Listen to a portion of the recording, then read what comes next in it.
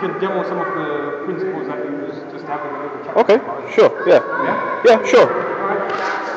So, simple basics, for example, how Bagua would comfortably deal with such a thing, But basically, what I have to take into consideration is the situation and who you are and what threat you pose to really.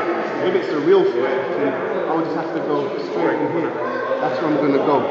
I'm not going to play. I'm going to go straight in the island. That's going to weight the grip. And obviously come follow on with a strike. That would be one way. I like the way when he was there, this hand. Yes, took control. Checking. Sorry, took control. This hand. Yeah. So listening as well, what my intention is. With this hand. Yeah. Here. Uh-huh. Yeah, so that would Good be, stuff. That would be one way to do it. But you obviously, you only use as much force as the situation that you find yourself in. So you wouldn't really ever crush, let's say, your opponent, so to speak. It depends on, it really depends on the situation. That's what these are options that are open if need be. I guess Mantis is a bit more vicious, because by principle, if someone was in a similar situation with a grab to us, we'll literally and then Straight over. Immediately. That's how we normally discriminate. But I really like the idea of having to apply as much necessary pressure as the situation dictates. Yes, I really like that. So that's really a moral. It's really a moral thing. Do you understand? So obviously, depending on the situation, depending on the antagonist, and depending on the urgency, because it could be an urgent matter. Because if you're holding me here for real, so you've got me. The fact of the matter, there could be other opponents. You get what I'm saying? I might have to just attack there. But if there's someone there, so what I did, I would have come here to your eyes here, come this way here, because there was another opponent there. So it's an urgency. So it's an urgent situation. I've got no time to play around. There's 2 people or 3 people. I just got to pull them and just come around. You get what I'm saying? So I'm struck that person here. I'm struck a little bit this way here.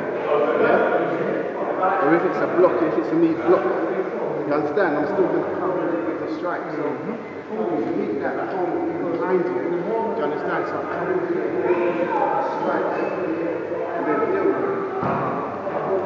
So it depends on the mentality and the urgency of the situation when you apply the correct force for that situation. So that's something that is very good ethos, especially in our environment today, because we have to use what's defined as reasonable force.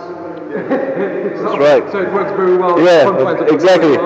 So we're not out here breaking people's limbs. No. Dictates. You hear that, Mr. Policeman? Oh, that's right, officer. Hope you got that one, mate. Oh, yeah. Right, lads. Yeah. No. He's a good gentleman. Yep. Well, we've got Mr. Swords here as well. I'm asking a typical base case scenario, which is very typical for street scenario. This is not choreographed, by the way. If anyone who knows me, I don't believe in choreography, because I believe that for martial arts, you cannot count. Just like you said, there's no set scenario. You don't know what your opponent's going to do. You don't know what mood you're in. You might walk around the corner with the wife, the child, someone's upset you. How many? Exactly. You can't control that situation. So what I want to do is I'm going to try to give them the case scenario, because I've got a bit of experience working in security. So I kind of see what the atypical untrained thug would tend to do in a case scenario in the street. And they do this, there's psychology behind it, there's a reason why they do this. So an untrained person who's never fought in the street before, they will think that's nonsense, I'll come in with a whole style, but we all know that it's not the real thing. Simple techniques work on the street. The simpler the technique, a well-trained street fighter will use simple, direct techniques. Yeah?